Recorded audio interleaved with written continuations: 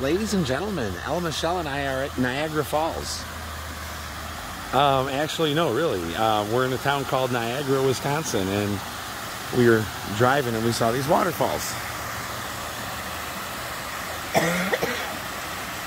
Looks like a man-made thing, but it's still cool to check out.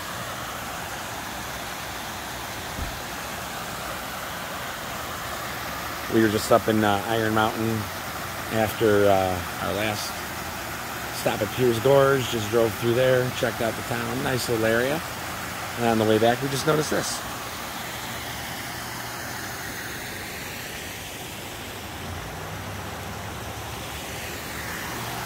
So yeah, we just wanted to stop by and check it out.